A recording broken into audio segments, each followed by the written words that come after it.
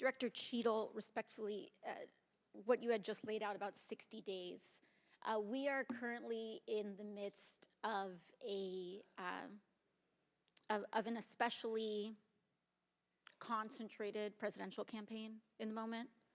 That is also paired with, of course, elections happening across the country that are happening in about 100 days.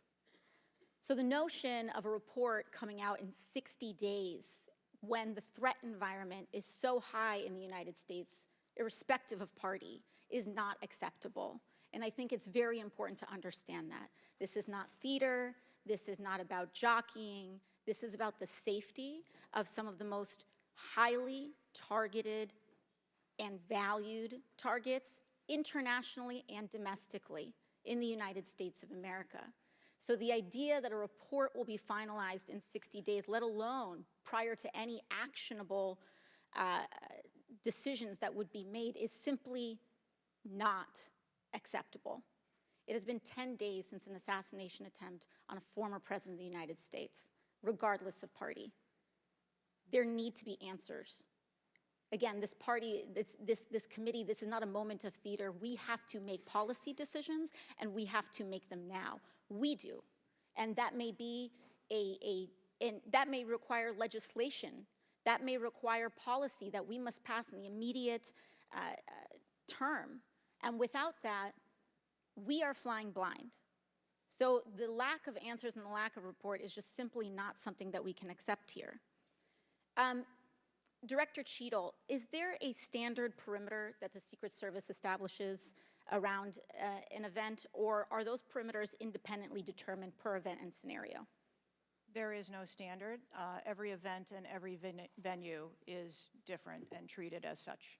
So each event has a different perimeter that is established depending on the logistics of that event. Now, you established earlier that the building upon which the shooter operated from was outside of that established perimeter, correct, for the Butler, Pennsylvania event? It was outside of our secure perimeter, yes. Now, that building was, I believe, 500. How far away was that building from the president? It was approximately 200 yards. 200 yards. Now, the individual used an AR-15 in order to act out his assassination attempt. An AR-15 has a range of about 400 to 600 yards.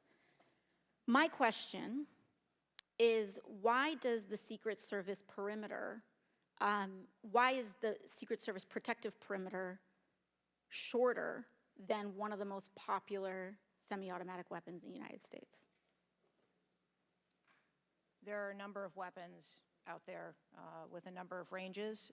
Again, an advance was completed. The determination of the perimeter, I'm not going to speak to specifics, but there are a number of factors that are taken into account when we determine our perimeter.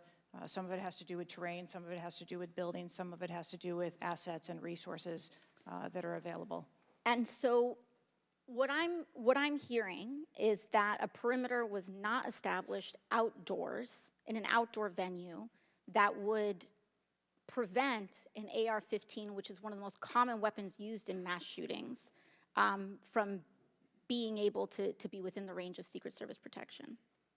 A perimeter was established, and even though there were buildings that were outside of that perimeter, it wasn't just that building, there were a number of buildings in the area, and there was overwatch that was created to help mitigate some of those buildings.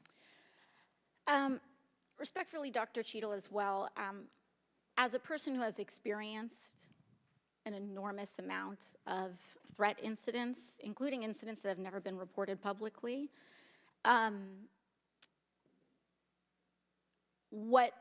there is a common pattern that happens here, whether it's Secret Service, FBI, Capitol Police, local departments. After a critical security failure, we often hear there will be an independent investigation.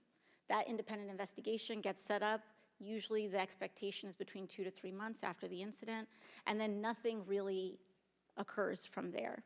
The report is usually not satisfactory to the questions that are usually being raised here, and most importantly, corrective action is rarely taken.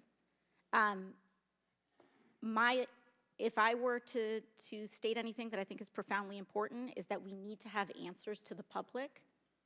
Ideally, I would encourage you and the agency to be more forthright with the members that still have yet to have their questioning, because the public deserves to have full confidence, and the stakes are too high. The violence that could break out in this political moment, regardless of party, in the event of someone getting hurt, constitutes a national security threat to the entire country. Thank you, and I yield back. Could I go back to something you Yes, said? please, feel free, Director. Ma'am, if I could just speak to something you said at the outset when you started your questioning. I want to assure you and everyone on this committee that I'm not waiting for a report to take action. We have been conducting analysis all along, and we have been adding additional features to our security details since this incident occurred. And I'd hope you can highlight and illuminate what some of those are in the event of other members questioning as well. Very good. Chair recognizes